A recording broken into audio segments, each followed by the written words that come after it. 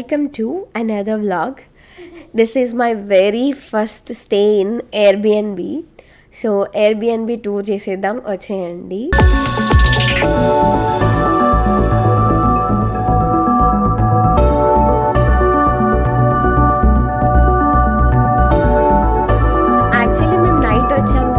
Morning time అలా doors open చేసుకొని బాల్కనీలో నడుస్తుంటే ఆ beautiful mountains really thrilled me a lot.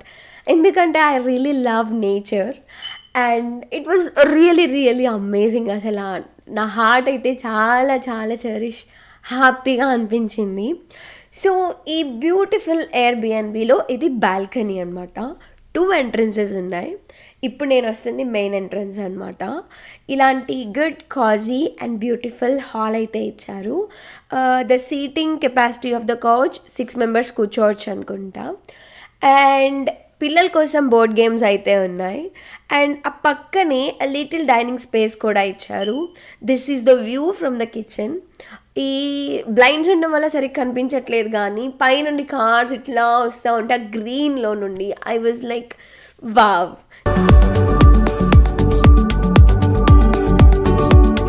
First time వెళ్ళటం వల్ల అసలు ఏమేమి ఇస్తారో నాకు తెలియదు. ఆల్దో మా ఫ్రెండ్కి ఒక ఐడియా ఉన్నా, నేనైతే అసలు ఏమి ఇస్తారా అనుకున్నాను. ప్రతి చిన్న విషయం కూడా దే ప్రొవైడెడ్ అనమాట. Salt, spices, oils, bowls, dish washer, liquid dish washing pots అన్నీ ఇచ్చారు. So I really loved it. And 2 bedrooms ఉన్నాయి. ఒకటి మాస్టర్ బెడ్రూమ్, ఇంకోటి నార్మల్ బెడ్రూమ్. మాస్టర్ బెడ్రూమ్లో కింగ్ బెడ్ ఇచ్చారు. నెక్స్ట్ దానిలో క్వీన్ బెడ్ ఉంది. అండ్ క్లాజెట్స్ ఉన్నాయి.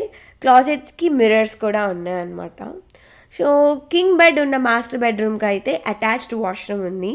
ఇంకో దానికి అటాచ్డ్ లేదు, బయటే ఉండింది. అంటే ఇంట్లోపలే ఉంది కానీ నాట్ అటాచ్డ్. సో బెడ్రూమ్లో నుండి కూడా బ్లైండ్స్ ఓపెన్ చేసుకుంటే మౌంటైన్స్ వ్యూ ఉంది.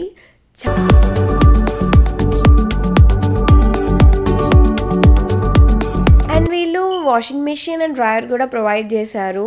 మనం హాల్ నుండి బెడ్రూమ్స్కి వెళ్ళే దారిలో they use that space to. So కావాల్సిన లిక్విడ్స్ కూడా వాళ్ళే ప్రొవైడ్ చేశారు.